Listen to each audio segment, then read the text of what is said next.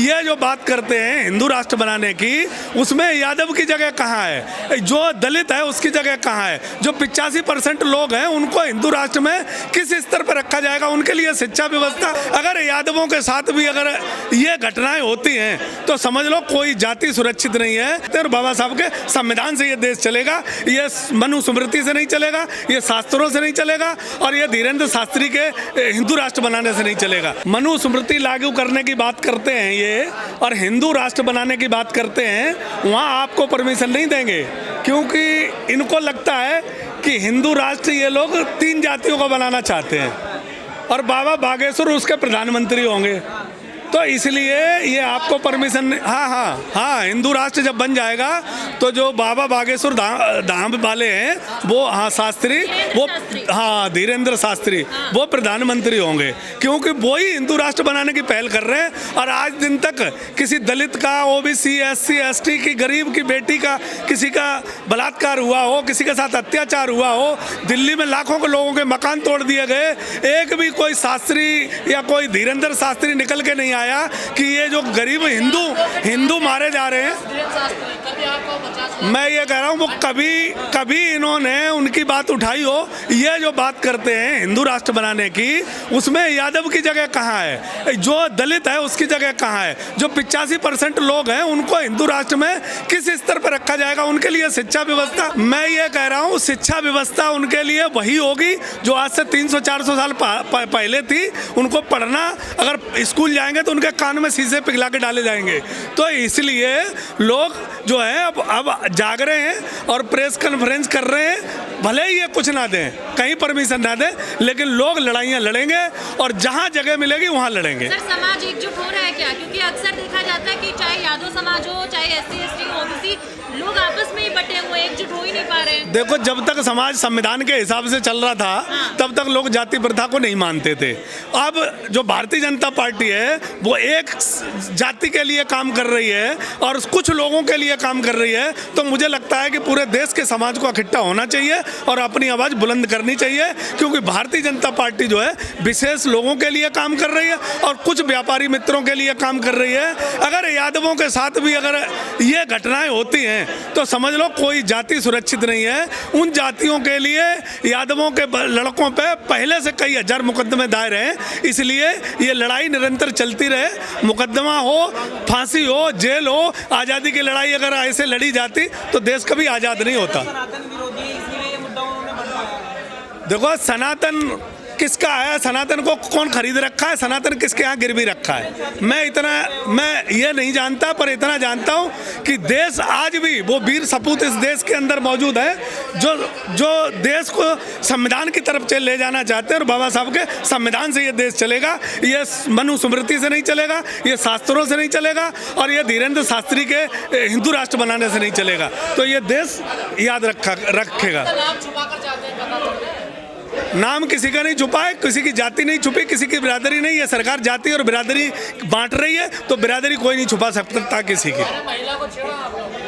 किसी ने नहीं छेड़ा, ये सब जो है बाद में निकल के आता है। जब सरकार फंसती है तब ये अपने लोगों को भेज के निकलवाती है। दिल्ली के अंदर परमिशन नहीं मिली, कैसे देख रहे हैं पूरा मामला? तो कार्रवाई शुरू हो गई है।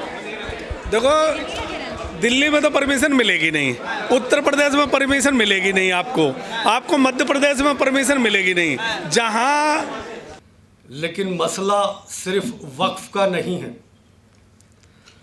मसला हमारे वजूद का और हमारी पहचान का भी है।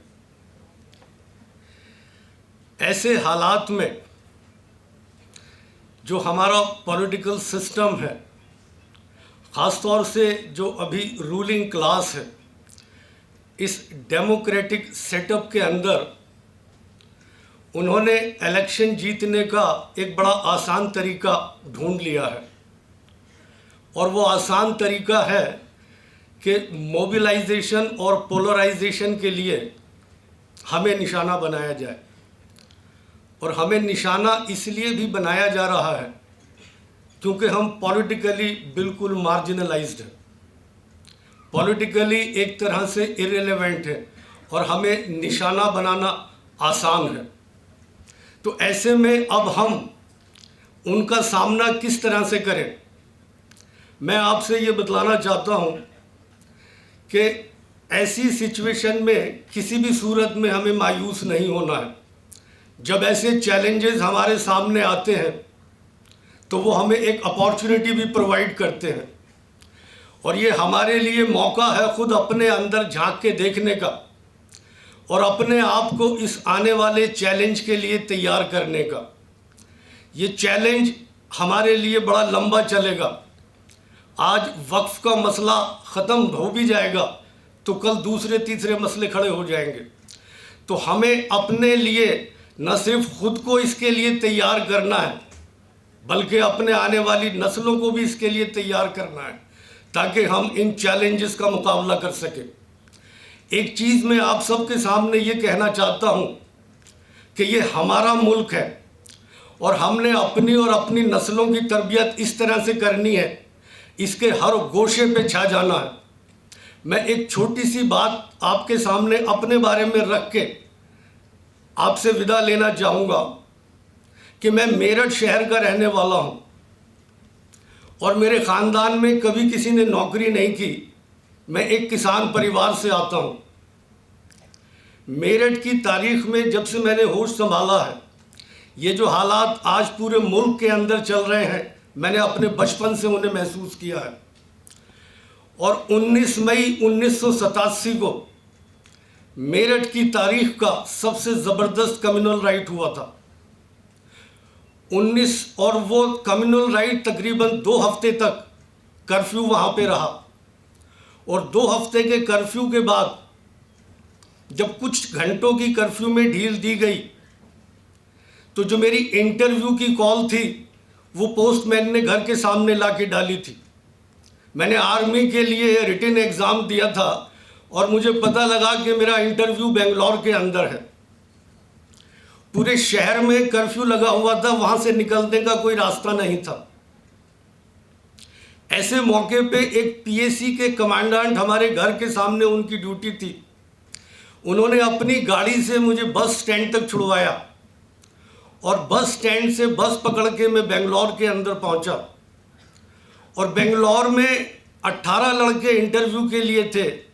उन हालात में भी जिसका सिलेक्शन हुआ, मैं सिर्फ अकेला था। और सिलेक्शन होने के बाद मैं जिस ब्रांच में गया, मैं उसकी हाईएस्ट पोस्ट के ऊपर पहुंचा। और यहाँ पहुंचने के बाद